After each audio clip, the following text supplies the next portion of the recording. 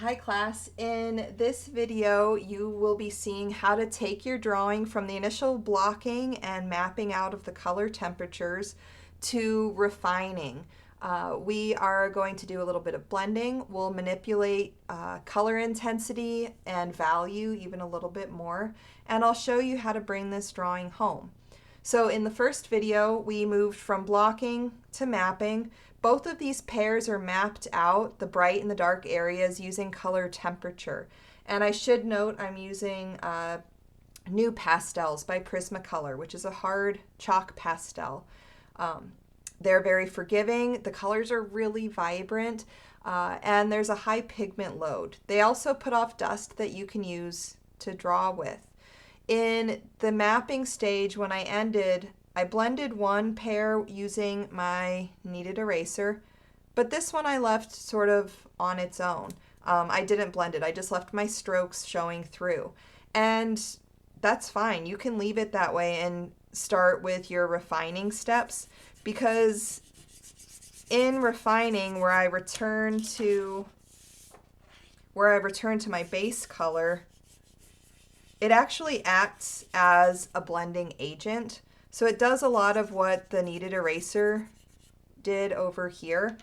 The perks of using the kneaded eraser, which I mentioned at the end of the last video, is that it allows you to use the dust that was a result of your color application. You can use the dust, and with your kneaded eraser, this becomes a drawing tool, right? Look at the pigment that comes off of that. If you don't clean your eraser, just know that that pigment is going to continue to smear around in your image. Let's say you want to neutralize some of this pink. Well, while you've got the green on your eraser, go ahead and rub it over top of any pink or red areas. Your eraser is just as important to your drawing as the actual pigment. And just in that first stage, it looks pretty good. But we're going to keep working on this and make the drawing come to life. So I do want to return back to my base color. So for me, the base color on the pear is this light green. And I'm just going to come over top and create a little bit of a sandwich. So over top of those warm and cool colors that were sort of arbitrary, I'm scribbling over, literally scribbling just like that, a little bit more of my base color. And you're going to move back and forth between your warm and cool colors, but at this point you can also introduce value, white, black, and the neutral colors that are in your set, the browns. Okay, I would caution you away from resting your drawing material on the page, because it will, make those little marks, but this, for demo purposes, it's fine to leave it there. All right, so what do I need to do? Whenever I'm making a drawing, whether it's realistic or abstract, I will squint and make sure I can see at least 3 distinct values: light, medium, and dark. I think that some of the darks need a little help. I tend to hold back on the darks until I think I really, really need them, because I've learned the hard way that dark value can very quickly overwhelm your drawing. It's easier to add more than it is to take it away. If you put down purple and you're like, wow, that's way too purple, you can neutralize it using its complement. So the complement of purple is yellow. In the green, if I decide that some of this green is a little too green, I can scoot over it lightly with a little bit of red. A small amount of red will just slightly calm the green down, but if you strike a balance between red and green, you'll find that it actually will turn brown. And that may or may not be what you want to happen. Now, if you were sitting here with me, you would see that the dust along the base of the pear is this really wonderful, like, olive green color. So I am going to take my kneaded eraser and I'm going to work with that pigment. You can use your kneaded eraser kind of smooth back and forth. You can tap it. You can use it to actually make marks if you push down hard.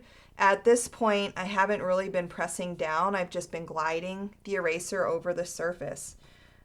But I think now maybe I'll press down a little bit, pick up some of that pigment that I very patiently laid down.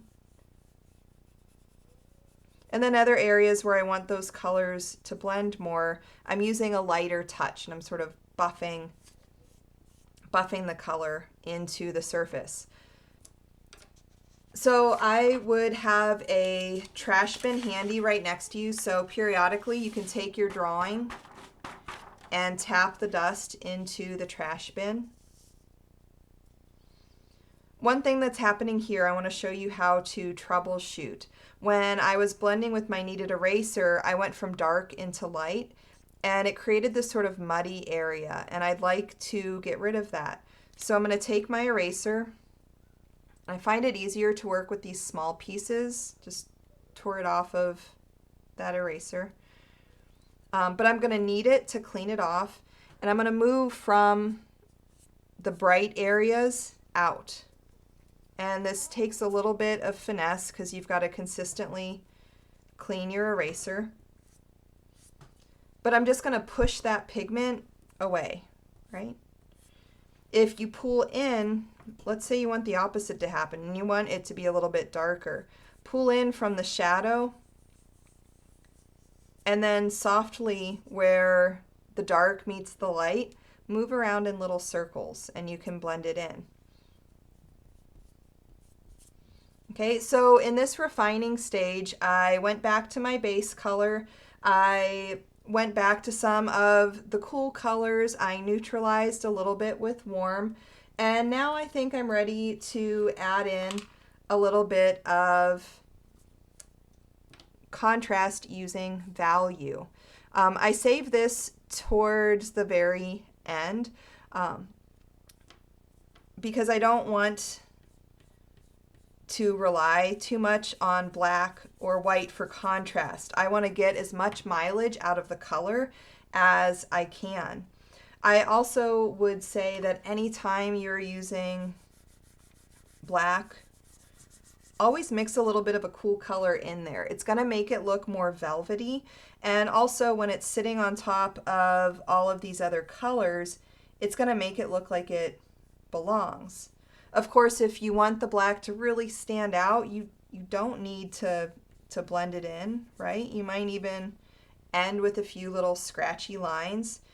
If you're drawing with one of these pastels, because I'm feeling it with this black, if it feels like it's resisting on the paper, there's a little bit of a coating on this one that maybe isn't present on some of my other pieces because they were breaking apart. Anyways, if you're feeling that the color is resisting, off to the side on a scrap sheet of paper, just wear down each side of that chalk pastel to sort of break whatever barrier is over top of it.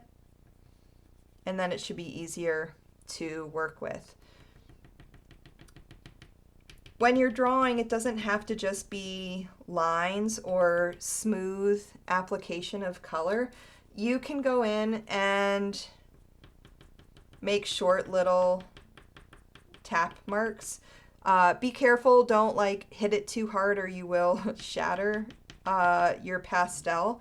But play around with the different ways that you're leaving marks behind. Maybe you do a little bit of cross-hatching. Maybe you do a little bit of contour lines or squiggle lines. If you do that and you're like, nope, not for me, just go over it with your kneaded eraser and take it away. I think personally in my own work, I like the energy that a little bit of line can create in the image. And you can see examples of this from history if you look at any Impressionist pastel drawings like Mary Cassatt or Edgar Degas. You can pull them up online, and art store is a great place to explore them because you can see them in detail. So you can see in this refining step, like the world's not changing as I'm adding to this pear, but it is starting to look a little bit more finished, right? It's starting to look a little bit more solid. Again, use that dust or just tap it off, get rid of it. Don't blow it. I can't say that enough. It is not good to have pigment dust floating around your workspace. All right, so the final step here, I'll wrap up this video. There's still a lot more that I could do here, but I want to add a little bit of white. Okay, so we'll heighten the drawing, and it's when you get to this stage and you're not sure if it needs more or not, this is where you can start to add in your white if you haven't already. So I'm going to look at my reference photo, and first I'll put down the white softly using the side of the chalk pastel. I'll bring in a little bit more red on top of that white because I am seeing some reflection of the pink onto that bottom part of the pear.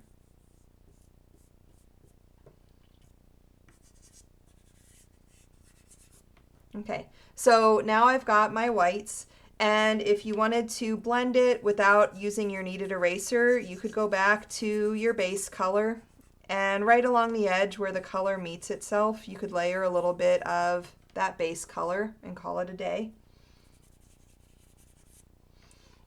The very final step is to add in your pure white highlights. You want to make sure that you're not adding those highlights too soon, because if you add them too soon, they're just going to get absorbed into your drawing and it ends up wasting material. So I would do any additions of color that you want to do at this point or that you maybe think it needs. I'm coming back in just with a little orange and maybe it just needs a little bit more blue. The very last step are some pure white highlights.